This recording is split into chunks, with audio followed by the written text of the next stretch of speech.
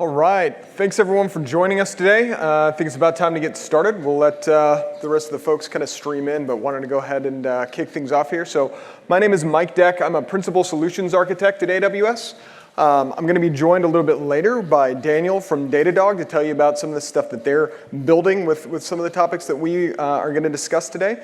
And I've been involved with the EventBridge service team and all of the SaaS providers that are launching integrations with us today, helping them to get onboarded, helping them to build their integrations with this service. And I'm really excited to talk to you a little bit about what we've been building. So let's go and get started. So in case you missed the keynote, Amazon EventBridge is a new serverless event bus service that we just launched just a couple of hours ago. We will talk about this in a lot more detail a little bit later on in the talk, but the way that I kind of in general describe this is EventBridge makes it just as easy to consume events from all of your favorite SaaS apps like Datadog or Zendesk or PagerDuty as it is to consume events from Amazon S3 or other native AWS services. Now, before we kind of jump into all the details about EventBridge itself, I wanted to talk a little bit about event-driven architectures in general and how they can help you to build better, more reliable, and scalable systems yourself. And to kind of introduce that topic, I figured I'd tell you a little bit, tell you a little story. So, how many folks here have kids? Anyone else have kids? Anyone have young kids, like toddlers? Okay, I've got a couple of kids. They're both pretty young, and my wife and I take them to this gymnastics class every week. And I realized one day when we were getting them ready to go that they actually do a great job of illustrating the difference between command-driven and event-driven architectures. So let's talk a little bit about what the process looks like at my house when we're trying to get ready to go, right? So with my older son, he's pretty easy. I can tell him, hey, James, it's time for Little Gym. Little Gym's about to start. And he will immediately run off and go get his shoes, put them on, go jump in the car seat. He loves going to Little Gym, so he's super excited, goes and takes care of that all by himself, no problems. Great. Now, I also have a 2-year-old. 2-year-old's a little bit different. I can't just tell him, hey, it's time for Little Gym. I got to explicitly tell him, hey, Matthew, go find your shoes. Can you go find those? And of course, he runs off, gets lost. I've got to go figure out where he went. I got to go get the shoes, come back, sit down with him and say, hey, Matthew, let's put your shoes on, buddy, right? It's time to go to Little Gym, you got to get your shoes on. No, Daddy, don't want to. Don't want to is his favorite response to any request that I have these days. So I got to try and reformat it a little bit. Hey, let's put your shoes on, got to do this before we can go. Nope, I'm playing, try it again. He's still not having it, right? Eventually, I'm going to try this request so many times that, I bring the service down, I get throttled, I've got to go reboot it, I got to go get mom to get involved with the ops escalation, right? And I think that this really kind of illustrates, this is a command-oriented model, right? I have to tell him specifically what I want him to do. I've got to worry about service discovery. I've got to worry about what happens when something fails, what happens when my requests fail, how do I actually interact with him? As opposed to James, where I just said, hey, it's time to go to Little Gym, and he takes care of the rest of it, right? How great would it be if all of the kids in my household, I could just say, hey, it's time to go to Little Gym once, and everyone immediately goes off and does whatever it is they need to do in order to handle that event, right? So we're going to talk a little bit more about how these types of patterns and using events can really improve the architectures that you're building. Then we'll jump in and kind of deep dive into the details about the EventBridge service itself. And then last, we'll have Daniel come up and talk about what Datadog has built as a customer during our private beta period with this service. So if you've been to a talk at AWS, if you've been to reInvent, any of the other talks that you go to, you're probably going to run into this slide. You've probably seen this before. But I've actually got a little bit different spin on this. So I'm here to tell you that monoliths get a bad rap. Monoliths are actually way easier to build and program and reason about. Like, there's a lot of complexity when you move over to building distributed systems. And so if you can get away with building monoliths, that's great. The problem is monoliths don't scale, both in terms of the number of transactions per second you can push through them, as well as the size of the teams that you can build to support them. So as your organization grows to the point where you've got sufficient complexity, you sort of have to move over to this microservices world in order to be able to address the issues that you've got around being able to apply engineering effort across all of these different features and functionality in order to be efficient.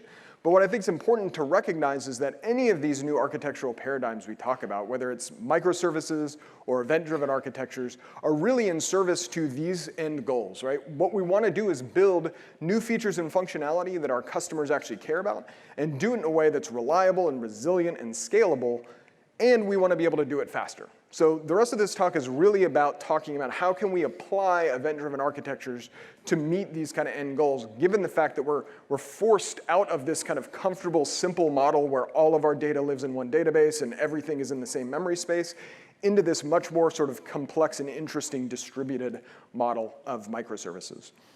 So let's talk a little bit about some of the challenges associated with building these types of distributed systems, right? So the first thing I want to talk about is coupling. So we oftentimes, when we talk about microservices, one of the big sort of benefits that's often cited is, oh, well, microservices are decoupled or they're loosely coupled, right?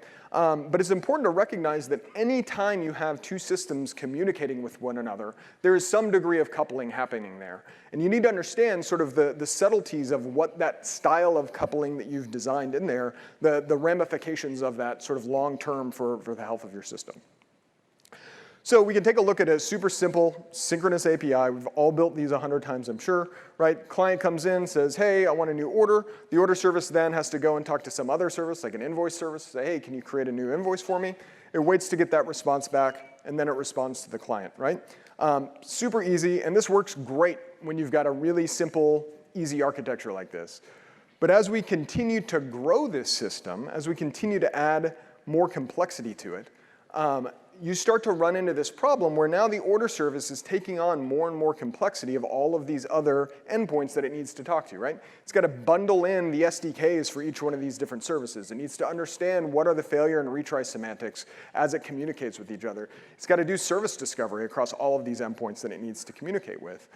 And so as this grows and you continue to add more and more services, you continue to compound this problem, and you're adding friction to kind of the development process here, right? So new services want to come on board. Now I've got to involve the team that manages the order service to work with them to make sure that we get this kind of integration correctly. They can't just come on and magically start getting called by the order service without kind of doing that coordination. So again, this kind of slows down our development process. One of the reasons that we wanted to go to microservices in the first place is that we can have a lot of different independent engineering teams all working together, but independently without having to have kind of these high-touch friction points between one another. So let's take a look at what events can do to help us solve this problem. But first, I think it's important to kind of define what is an event. So I've been saying this word event-driven a lot. And the simplest definition I've got is an event is a signal that a system's state has changed.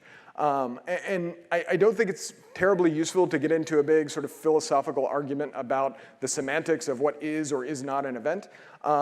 Practically speaking, events are typically going to be little JSON payloads that get passed around. It's basically any blob of information that can be passed from one system to another that represents the current state of that system or some transition of state that has happened upstream. So this could be, hey, a new order was created. Hey, a new customer service ticket was created. Or maybe even, hey, a new item was added to your database table, or a new object was added to your S3 bucket, right? All of these are events. They all contain this kind of information that can be acted upon by other people. But one of the really kind of critical properties of events is that they're observable as opposed to directed. So when you've got kind of a command-oriented architecture, you tend to have commands that are directed to an individual endpoint, right? So in this case, I'm saying, Joe, please go and create this invoice. And then Joe can come and respond back to me directly. And we kind of have this one-to-one communication pattern. The command that I created was specifically intended for that one endpoint. Events, on the other hand, are observable. These are simply facts that are sort of put out there to the room that anyone can listen to if they choose to. So in this case, I can say, hey, customer X just bought a widget or just ordered a widget. Maybe I've got one person up at the top that sort of makes a mental note of that and says, oh, okay, that's interesting. I'm glad I know that. Maybe someone else says, oh, that means that I need to go and create the invoice. I'm going to go and do something, right? And then I've got other people that maybe ignore that event. They don't particularly care about orders being created. Maybe they only care when orders are canceled or when other things happen, right? But the important part about this is the guy in the blue shirt doesn't need to know what everyone else is going to do with that event. He just needs to know how to sort of publish that event publicly so they can all hear it. So getting back to our original architecture, we can update our order service now to publish this event instead of making these individual command calls. But we still kind of have all of these arrows, right? We still have all of these lines on here that are representing these individual point-to-point connections. And so we still need to kind of figure out how to manage that. And to do that, what we need is what I'm referring to as an event router. So an event router is some sort of service that can abstract our event producers from the event consumers, and also gives us the ability to filter and route specific events to the consumers that care about them. Right? So we had some consumers in the previous example that maybe didn't care about order creation events. We want to make sure that they're not getting sort of flooded with all of the events they don't care about. Everyone can just subscribe to sort of the events that are interesting to them. So there are a couple of different services that you can use in AWS to achieve this. These are the two sort of most common and most powerful ones, I would say. So Amazon Simple Notification Service has been around for a long time. SNS, if you guys have used this before, is great at this kind of event routing model. And then, of course, Amazon EventBridge or CloudWatch Events, if you guys have used the CloudWatch Events event bus, has the exact same model. And so these are really powerful services. Both of them give you the ability to kind of publish events on the front side and then have multiple systems downstream that are consuming these events. Both of them can send events to Lambda functions and SQS, as well as a couple others. But there are a couple of key differences here to think about when you're trying to choose which of these services is right for your architecture. So SNS is really great when you need to go super wide or have super high throughput systems, right? So if you need millions of subscribers to a topic, or you want to push really, really high throughput through a service, SNS is the right service for you. It can handle all of that with ease. Amazon EventBridge really shines when it comes to its native integrations with producers and consumers, right? So we've got 95 different AWS services that can create events and they just show up in your event bus. There's also 15 different downstream AWS services that you can trigger directly, and now we've got integration with 10 new SaaS providers today and more of those to come.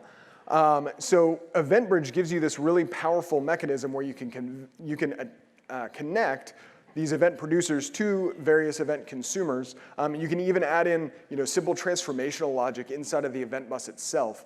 So you can do really, really powerful things without writing a whole lot of code by using EventBridge and event buses. So now that we have this concept of an event router, this is what our architecture looks like.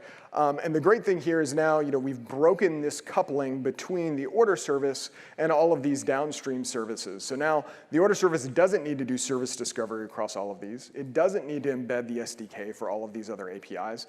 It can just integrate directly with EventBridge or SNS, publish its messages there, and move on with its life. So it keeps the order service a lot simpler overall by introducing this kind of event router concept. And then all of the other new services on the right can very easily come in and subscribe to these events and add new filter policies or add new routes that they want to, that indicate that they want to receive events. So now, when you want to add a new box here on the right, when a new team comes in and says, hey, I'd like to build an analytics service that's going to consume all of these order creation events, it's really easy for them to do that. And they don't have to go and bother the order service team to manage that for them. So once the order service sends these events to the router is going to route them intelligently to provide only the events that are interesting to each downstream consumer. So we've been talking, so the example that I've been using to kind of set this up has been primarily around how do you get multiple sort of microservices to talk to each other. But this same sort of model is actually really powerful even inside of a single bounded context. So we can take a look at kind of how we might potentially build the order service itself to be more event-driven, right? So here we've got a simple sort of serverless API up at the front that can receive our order requests. It's going to put an event onto an SNS topic, and then that's going to go out to this kind of primary order processing pipeline, right? So this process order function is where the majority of our business logic for how we handle an individual order is going to go. Now, you might be asking yourself, why put an SNS topic and an SQS queue in the middle of this architecture, right?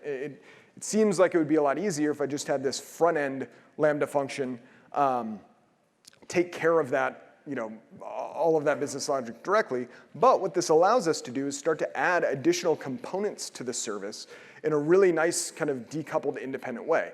So one of the cool things about building systems using events is now you can actually capture those events and then replay them if something goes wrong. Right? So imagine a situation where we deploy a bug out to production, we end up corrupting our database. Wouldn't it be nice if I could turn back the clock, fix the bug, and then just replay all of the events from the last day to kind of reset the state of my system? It's actually really easy to deploy a system like that, and you can do it now in parallel with the rest of your pipelines without having to add all of that logic into kind of that primary order processing flow. Another super common example here would be like a search and analytics use case. So maybe I want to take all of my largest orders, right? Orders where they're larger than some dollar amount or have some kind of specific attribute, and I want to ingest those into an Elasticsearch cluster so I can build Kibana dashboards or what have you. Again, super easy now to kind of add that on as this additional component that doesn't have to impact the rest of the code that I'm writing. These can all be now deployed, developed, and maintained independently of one another, and they can all coexist here without me having to add a bunch of custom logic into the API itself. So a couple of other interesting things to kind of call out from this diagram. You'll notice that there are a lot of Lambda functions kind of starting to pop up here. And what I think is interesting is when you start moving to a more event-driven model, it becomes really obvious that your systems start to reduce down to this kind of notion that, okay, I've got some set of events that are getting produced, and then there are bits of business logic I need to execute every time one of those events occurs. And so it starts to get really easy to take those little bits of business logic and package them up into these stateless functions that you can then deploy using Lambda and not have to worry about managing any of the infrastructure, et cetera. So this is really a great enabler as you're trying to move away, get out of the business of managing servers and all of the operational overhead that comes along with that. The other thing to note here is this kind of architecture, these actual sort of pipeline examples are from a project that we recently released called the Event Fork Pipelines. So if you just search for Event Fork Pipelines, you'll find a project on GitHub that has all of the code for these. It's got CloudFormation and SAM templates that you can use to deploy these. And these are actually now available in the serverless app repo as well. So if you want to include these in your own designs, it's super easy to add those as kind of subcomponents inside of your own SAM templates. So talked a little bit about kind of coupling and how we can use event-driven architectures to reduce the amount of coupling in our systems and make them more flexible. But I also want to talk about availability and how event-driven architectures can help you to build more highly available, more resilient architectures as well. So going back to our original example, right? I think it's important to think about what happens in this diagram when our invoice service goes down, right? Everything fails all the time. We've got to be prepared for the situation when one of our services has an outage for some reason, right? And because we have this kind of synchronous direct coupling between these two services, if the invoice service goes down, that effectively means that our order service is down, right? So it may be able to still respond to client requests, but it's not going to be able to do so effectively, and ultimately our clients are going to sort of be stuck and not be able to place orders. And this kind of concept is applicable even if the invoice service isn't down completely, right? Maybe the invoice service is just having a bad day. It's just got really high latency, or maybe it's just got a slightly increased error rate. You can start to see these kind of patterns where maybe your order service is a little bit faster than the invoice service, and you get a flood of traffic. And now the order service is hammering the invoice service, and eventually it starts slowing down and eventually starting to error a little bit. And so that means now your upstream services are all going to start retrying, and you end up making the problem even worse. You get into these really sort of negative feedback loops that can really cause a lot of problems when you get into these synchronously coupled distributed systems. So that brings us to kind of the next property of events that's super critical, which is events are asynchronous, right? So when we look at kind of a synchronous model, what that means is simply that when service A makes a synchronous call to service B, it's got to wait for service B to do its entire process and return back before service A can kind of move on with its life. Compare that to an asynchronous model, which is more of a fire and forget type of scenario where service A can send this message to service B and then immediately go back and continue processing and let service B go and do its thing in parallel, right? So now we've kind of effectively decoupled these two processes. We don't have the same sort of latency penalty of additive latency when we're doing this. And because we're not waiting for that response, service A can continue to respond back to clients and do the rest of the work that it needs to, even in the event that service B has some sort of problem. Right, so taking a look at our diagram again now, inserting sort of this event router in the middle in order to make this an asynchronous communication. Now when we post the order and our order service goes to put the event into our event bus, the event bus is going to respond immediately, right? It's going to respond as soon as it's persisted that event, say, hey, thanks, I got the event. But the order service doesn't need to wait around for the invoice service to do its thing. It can just move forward immediately, right? So it responds about the client's happy, and then the invoice service can get that message when it needs to and go and process it on the back end. And so even in the case where the invoice service is down, we can still have a successful confirmation back to the client and then go and kind of handle that event later on once the invoice service is back, right? So some of you may be thinking though, like, hey, if we've kind of broken this synchronous link between these two services, what happens when the invoice service goes down and I tell my client that, yeah, everything was successful? That's problematic. And in a lot of cases, that's true. I'd kind of rather get the error immediately rather than waiting to find out that, oh, you sent the message to the invoice service, but it got lost because the invoice service was down. But really, this is really kind of a problem with how the invoice service is working. We want to figure out, is there a way that the invoice service itself can kind of sustain these types of outages, but still manage to handle all of the events that we've sent to it? And really, if you look inside of the order service, and this is obviously a simplified view of the world, but I think it represents what most microservices really are kind of at their fundamental level. The issue here is that we're pushing events into this kind of business logic component. And so if this business logic goes down, we're continuing to try to push events into it, which means that it's not going to actually get to execute its logic. It's not going to persist things to the database correctly, and we've got problems, right? So the way to get around this is to move to a pull-based model. So we insert an event store of some sort of service that can persist events up front, and then the service itself, the invoice service, can now pull these events whenever it feels like, so whenever it's available. So now, as we're pushing events in here, they're going to get stored in our event store. Even if the event invoice service itself goes down, we can continue to add more events, and those are going to be stored safely and held onto, even if the kind of primary processing component is down. And then when this comes back, we can go and process those. It can pull them back as it sees fit, right?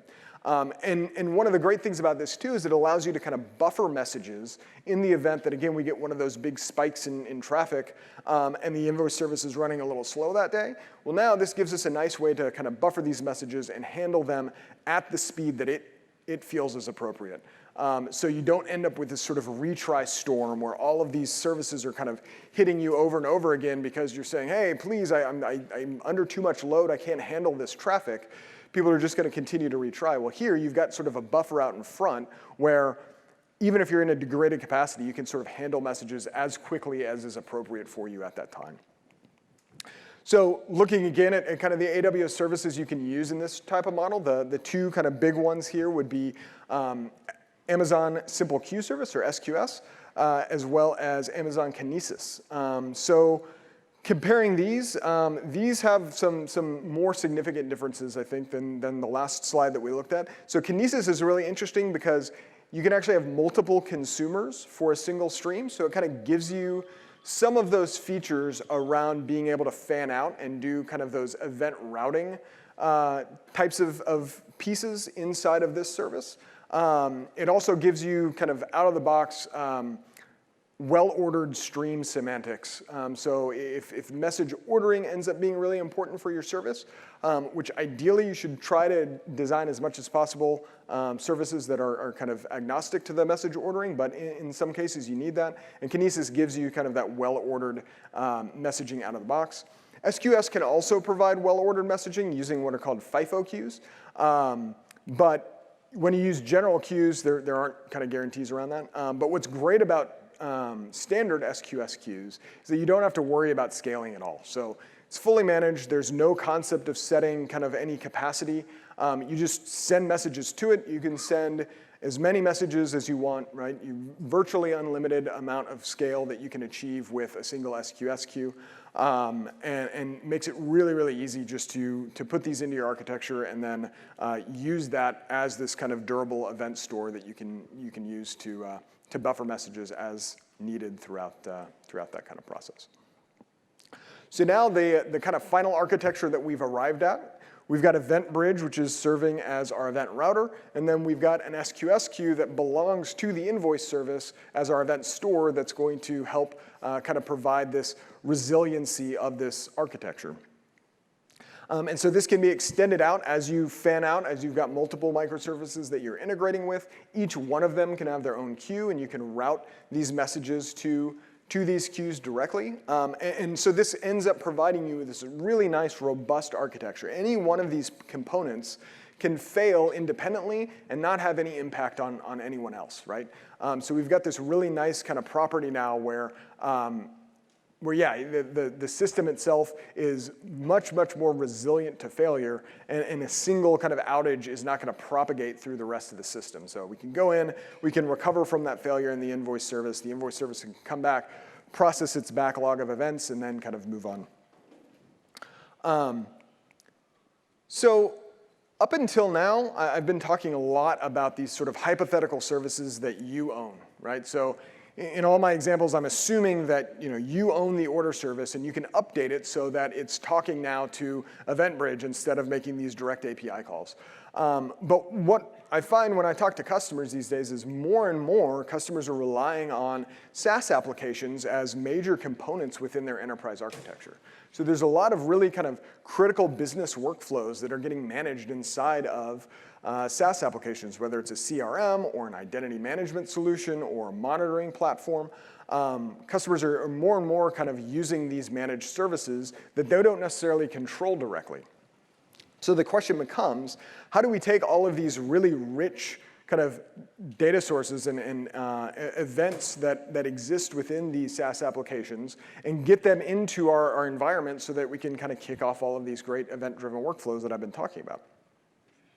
And there are a couple of different options that you've got, right? So the first one, and one that you end up resorting to a lot of times, is kind of this idea of polling, right? So we can set up essentially a cron job. In some cases, literally a cron job on a server. In other cases, you might use CloudWatch events with a schedule-based rule that's going to go off and trigger a Lambda function or some other mechanism to go out and make a request to this API and try to detect what's actually changed and sort of then go and send these events downstream, right? And this certainly works and is absolutely plenty of cases where customers have successfully deployed these kind of models. But there's a lot of drawbacks to doing it this way, right? So one is from a data freshness perspective, this is not ideal because I may only be polling once every few minutes or once an hour or something like that. And so I'm not getting kind of real-time updates. There's a significant delay in terms of how quickly I'm able to respond to events. And if I want to decrease the amount of event latency that I'm introducing, that means I need to increase the frequency with which I'm polling this system. And that becomes kind of expensive, right? You've got to manage this polling fleet. You've got to pay for all of these systems to go out and just kind of constantly ask, hey, is there anything new? Is there anything new? And the downstream system, or in this case, I guess the upstream system, the SaaS application, probably doesn't really appreciate that either. In a lot of cases, you may be getting throttled because of that. That could impact other areas of your architecture that are making other kind of API calls. And so just overall, if you can get away, if you can avoid polling, you probably should. So one of the other kind of common approaches to solving this SaaS eventing problem is this concept of a webhook. Right? So a webhook just means I can go into my SaaS application, I can configure some HTTP endpoint that I want them to call back to anytime a new event occurs. And again, this is definitely better than sort of the polling model because now I'm getting sort of events in real time as they're happening. I'm kind of getting notified immediately. and I don't have to spend those extra cycles kind of constantly pulling and asking, is there anything new? But the downside to this is now I've got to own and manage a publicly accessible HTTP endpoint, right? Like typically you've got to go and put some endpoint out on the public internet that anyone who wants to can call. And I've got to manage kind of the security around that. I've got to deal with potential DDoS attacks and all of those things. And now there are services that make that a lot easier to do than it used to be. So Amazon API Gateway is a great way to kind of manage these types of public endpoints, but it's still something that you have to deal with. You're still going to have to write some code to handle these events, to do the auth. A lot of times, like the auth models that some of these webhooks use are not ideal. They might just be using a static shared secret that are vulnerable to replay attacks and other things like that. So there's just a number of sort of limitations that webhooks have that ideally we would have a better sort of solution. So that was really kind of the genesis for us in thinking about, how can we solve this problem better? This is something that we see more and more customers doing, is using SaaS event sources or using SaaS applications and also building event-driven architectures internally. How do we give people a better way to kind of marry these two worlds together? And that was really the genesis for Amazon EventBridge. So if anyone here has used CloudWatch events before, you're already familiar with kind of the basic model that Amazon EventBridge uses, right? So CloudWatch Events provides you with a default event bus within your account where you can capture events from native AWS services. So I mentioned previously we've got 95 different AWS services that can put events into your default event bus. And we realized that this event bus model was a super powerful primitive for customers to use to build event-driven architectures.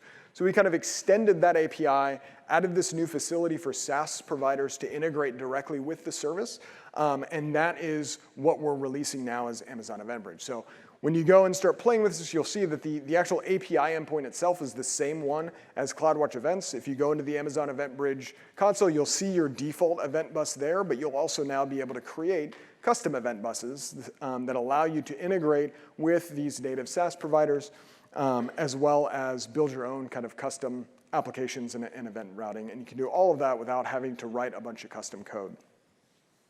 So let's take a look at kind of the internals of this service and dive into some of the details here.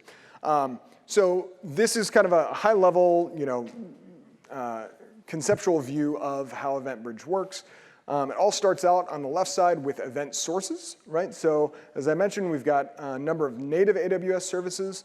You can publish custom events using the Put Events API. And then we also have 10 SaaS providers who've integrated with the service at launch, and more of those to come. When you're using a SaaS provider to put events into your EventBridge within your account, there's this concept of a partner event source is what we call it. So we'll talk a little bit about kind of the way that this flow works in a second, but you should think of this event source as kind of this secure channel between the SaaS provider and your AWS account, right? And it doesn't require you to create IAM roles or other credentials and give them sort of more broad access to your account. It allows you to sort of open up this very specific hole in your AWS perimeter to say, hey, I want this specific SaaS provider to be able to send me specific events, and then I can consume them through event buses. So the next piece of the puzzle, this is really kind of the core component of EventBridge, is this concept of an event bus. So you've got your default event bus, which you've always had from CloudWatch Events, and then you can also create specific event buses for each of the SaaS providers that you're integrating with, or custom event buses if you just want to push your own events from the applications that you yourself write. Once you've got event buses created, you can associate rules with those event buses, and the rules are really kind of how we connect the events from the producer side to the downstream consumer. So let's take a look at a couple of examples. So here's a very simplified example event. I've left off a number of the fields here just to kind of make it fit on the slide better. But this is an example event. Maybe I've got a ticket in my CRM system, just got created, and so now here's a new event. It's got a number of different fields, some metadata, as well as some details in the payload itself. And so we can write we can write a rule now to match against the events that are provided. So in this case, I've written a rule that matches against any event that comes from this particular event source, right? So anything that comes from this SaaS provider is going to match against this rule and get forwarded onto the targets. And so this is a super common, rule that a lot of customers use, because a lot of times you just want to get everything and be able to kind of handle that. But we can also get more specific, right? So if I want to go in and start matching against kind of items inside of the payload itself, I can write a rule that matches against a specific department. So I only care about tickets that get created for either the billing or fulfillment departments. If it's for any other department, the service that I'm working on, it doesn't need to concern itself. So great, I can write this rule. It's going to match against this particular field on the ticket. I can also match against metadata about, as part of the envelope that is provided with this event. In this case, I'm showing an example of the detail type. So this is sort of the event type that's going to get published. In this case, I've got a filter that only wants to match on ticket resolved events, so I maybe don't care about the actual creation. I just want to see when a ticket actually gets resolved. But in this case, the event that we had was actually a ticket created, so it's not going to match. And so I don't have to send that message downstream to the targets that I've got. So then the last piece of this is the targets that we've talked a little bit about. These include services like AWS Lambda, so I can invoke a Lambda function.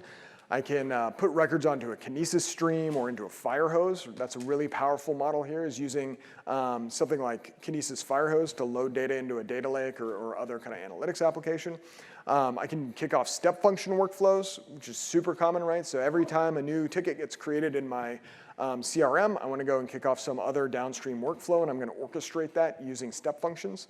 And there's additional targets to batch. You can create Fargate tasks, and all of those can be sort of natively invoked directly through EventBridge without you having to go and write any other Lambda functions or other kind of glue code in order to make that work. That's all just now configuration within the event bus itself.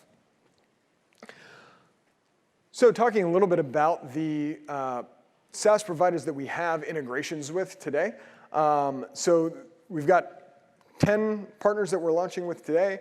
We've got more to come. We want to hear from you about the SaaS solutions that you're using, about the cases where you're using polling or webhooks today, and who you want us to work with and onboard. We would love to hear that kind of feedback, and we'll have a way for you to get in touch with us about that. But just to call out a couple of examples of some of the cool things that customers have either built or we expect them to build with some of these partners. PagerDuty has been working with Cox Automotive to build kind of an extension to their incident reporting tool. So PagerDuty's got this awesome tool for detecting when incidents occur in your applications or infrastructure. And Cox Automotive has actually gone out and built a runbook automation script where every time a new incident gets created, they've got a Lambda function that fires. It goes out, figures out which system is actually impacted, pulls down an existing runbook from S3, and then attaches that in the notes field of that incident. So now when the operator gets paged, she can log right in and take a look and see right there inside of the incident kind of the initial troubleshooting steps to go and take care of. Whisper's got a really cool example where they've got this concept of a call to action button that they can embed in emails, right? So you can use Whisper to go out and send transactional emails to your customers that say, hey, something new is going on in your account, and add a button there directly in the email that a customer can click. And now, using EventBridge, you can actually tie a Lambda function directly to that button that you put in the email. So now, every time a customer clicks the button, it fires a Lambda function automatically, makes it super easy to go and automatedly handle a bunch of different kind of customer interaction scenarios. You'll hear a little bit more about how Zendesk is working with Datadog. Datadog themselves are also a SaaS provider here, so you can imagine all of the different kind of monitoring and alerting tools that you already have set up in a tool like Datadog, going and launching a step functions workflow to go and auto remediate or auto rescale a cluster based on some alert that you're running out of capacity in a particular application. So a lot of really cool things that people are already starting to build, and we would love to hear about what you end up building with these partners as well. So talking a little bit more generically about some of the kind of standard use cases that we see this being really powerful for. The first one is kind of, go off and trigger a Lambda function, right? That's I think, there are a lot of tasks that you can automate that can become extremely simple if all you can do is, hey, I just want to run this little piece of code every time this thing happens. That becomes really, really easy to do now with EventBridge. Also, in the same kind of model, using step functions, really, really powerful, right? So step functions has these great options for doing like manual approval processes and integrating and doing automatic retry and handling all of these kind of complex aspects of orchestrating the interaction across different services. And so kicking off one of those workflows as part of this eventing model ends up being really powerful. Certainly AI/ML is something that a lot of companies are starting to invest more in. So you can imagine, hey, every time I've got a new CRM ticket, I want to go and do sentiment analysis using Comprehend, so I can determine, hey, how mad is the customer, and I can potentially do routing or prioritization based on some of these AI/ML models. And then also additionally, kind of the audit and analytics type use cases are really powerful here too. So I just want to subscribe to an event stream of every single thing that happens in these applications and dump them into my data lake, right? I just want to throw them into S3, and then I can come back with something like Athena and do powerful queries against that data set that I've built up. And then similarly, doing kind of a data synchronization exercise is oftentimes an important piece. So you've got data sort of spread out across all of these various SaaS applications as well as internal custom apps. And I just need to be sort of aware when something changes over here. I want to go and make sure that that change is accurately reflected in my other systems. And so getting away from having to do those kind of polling-oriented or batch jobs to go and do this data synchronization that has a lot of that additional unnecessary latency, this ends up being a really powerful way to handle that. So let's walk through sort of what the process is to actually integrate with a SaaS provider using EventBridge. So it's a really simple process. Like I mentioned, you don't have to create any IAM roles. You don't have to grant access or hand over access keys or anything like that. The first thing you do is you actually go to one of the SaaS providers that supports EventBridge, and you enter your AWS account ID and select what region you want these events to show up in. So really simple. You just need 2 pieces of information. You hand those over. As a result of that, the partner is going to go out and create a partner event source. So I referenced this earlier. This partner event source is really kind of that conduit between your account and the partner's account that provides a secure channel for them to send you these events and make sure that they're getting mapped to the correct event bus. When this partner event source is initially created, so as soon as it gets created, it's inert. It doesn't really do anything until you come back then and create a new event bus and associate it with that event source. So for whatever reason, someone that you didn't intend to have access to your account goes out and tries to create an event source inside of your account without you knowing it. It's not going to do anything until you go in and explicitly say, yeah, I want to create this event bus and associate it with this event source. Creating the event bus is super straightforward. It's just literally clicking a button in the console. And once you've got the event bus created, now we can start attaching rules to that event bus that'll start routing to our various downstream targets. So be that a Lambda function or an SQSQ, et cetera. So really, there's 3 very simple steps that you go through in order to subscribe to these events on any of the SaaS providers that we've got support with, and then hook those up to start actually integrating with the systems that you yourself are building. So with all that said, I'd like to invite Daniel Langer from Datadog to come up here and talk a little bit about some of the cool things that they've built with Zendesk, who's another one of our partners, as an event source using EventBridge. So Daniel, you want to come on up?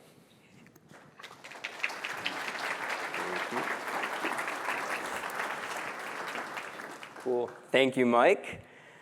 Really excited to be here. My name's Daniel. I'm a product manager at Datadog. And for those of you who don't know, just a quick overview of what Datadog is. We are a SaaS-based monitoring platform.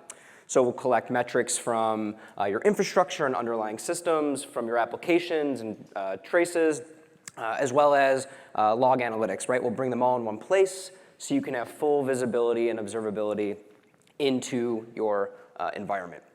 So we also have 350 plus integrations, so no matter what databases and runtimes you're using, we will likely support it.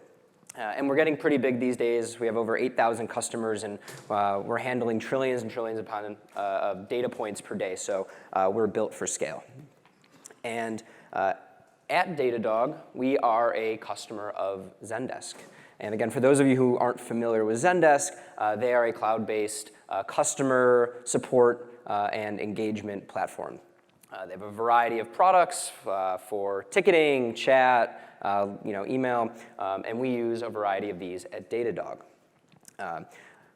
While the main consumers of Zendesk at Datadog are our solutions and support team, myself as a product manager uses it, our customer success team uses it, right, to interact with our customers, to understand pain they're having and help resolve those issues. And to get into a little more specifics, we are a 24/7 monitoring platform that companies rely on to monitor their systems, right? You can imagine we have Fortune 500 and financial institutions who rely on us to make sure that their systems are running. So it's imperative that we as a company can resolve any issues that our customers are having as quickly as possible. We have solutions teams across the world, across many time zones, who are handling a really high volume of ticket traffic. And our goal is to resolve those tickets, right? Troubleshoot them as quickly as possible so that our customers can get back to what they do best, which is run their operations and ensure everything is going smoothly. So our goal is, right, to reduce that mean time to resolution and maximize customer satisfaction. And apart from using Zendesk's main cloud-based platform, we also leverage Zendesk APIs to extract data to make smarter decisions. And the way we've been doing this up until now is through the exact type of polling architecture that Mike described, right? We have this cron job that's running on a server somewhere, polling Zendesk APIs, at some cadence, and then we ingest that at Datadog and make use of it. And the problems Mike described are the exact ones that we were facing. This data freshness issue, hitting Zendesk APIs hard, right? Getting this batch of data that we have to parse through every day, and it, many entries, right? So it just created this system that was burdensome and clunky, and our engineers spent time maintaining it versus doing what they do best, which is solve our customers' problems and make sure that they can run smoothly. So we've been working with Zendesk and with AWS to use EventBridge to create a new architecture. And instead of having this polling cron job-based architecture, we can now use EventBridge to get events pushed to us in real time. And these type of events are things like ticket creation events, status change events, assignee events, and we tag all this information with relevant metadata, right? What was the issue? What category does it fall under? Was it a bug? Was it a feature request? What part of our product was it affecting? And we get this all into Datadog in real time. And we have a Lambda function that now subscribes to this partner event bus via EventBridge, and we have them in Datadog in real time. And right, there's several advantages of this that we get right out of the box. Like I said, we get events now in real time. There's no batching, right? There's no data freshness issue. We have it, and we can use it right away. And because of that, we can start to use some of Datadog's built-in advanced analytics features, right? Anomaly detection, log analytics to group and find patterns in these tickets. And now our engineers can go back to doing what they do best, like I said, solving customer issues, triaging requests, versus spending time working through this cron-based system. And what's another added benefit is we're no longer polling Zendesk APIs, right? We don't have to worry about, having any effect on their system. They don't have to worry about us taking down their system. It's all managed through EventBridge and Lambda. And diving a little deeper into the customer experience benefits around this real-time routing, like I said, our goal is to resolve our customer issues as quickly as possible, right, so that they don't have any blind spots in their system. So with these real-time events, we can do some really cool things. Right? We can identify where there is capacity for solutions engineers to route tickets to those sets of engineers who have more capacity. We can understand which of our agents are overloaded, right, and move things to another set of agents. And we have all the data in one place, and we can make really great use of it. So now our customers don't have to escalate tickets when they're taking too long, right? We can triage them more quickly, get engineers assigned, get the right engineers assigned, so that our customer satisfaction is higher than ever. And I know that was very brief, but I just wanted to show you how we can make use of EventBridge right out of the box really quickly and see really added benefits right away. And with that, I'm going to pass it back to Mike. Great. Thanks a lot. Appreciate it, Daniel. So just real quick kind of call outs if you guys are interested in continuing to dive more into some of the architectural concepts that we talked about. Sam's breakout later on this afternoon, MAD205 on scalable serverless architectures using event-driven design. Be a great option. We'll talk a lot more in depth about some of the topics that we introduced here. Jeremy Daly will also be doing a dev talk in the dev lounge about this same kind of topic. So I would highly encourage you to catch one of those two. And then there's also a .NET session on building serverless applications that should be very interesting. So Daniel and I will be down here at the front or outside. I know we've got some folks from, I think, the service team that are here around and a number of other partners. Really appreciate everyone's time today, and have a great rest of the summit.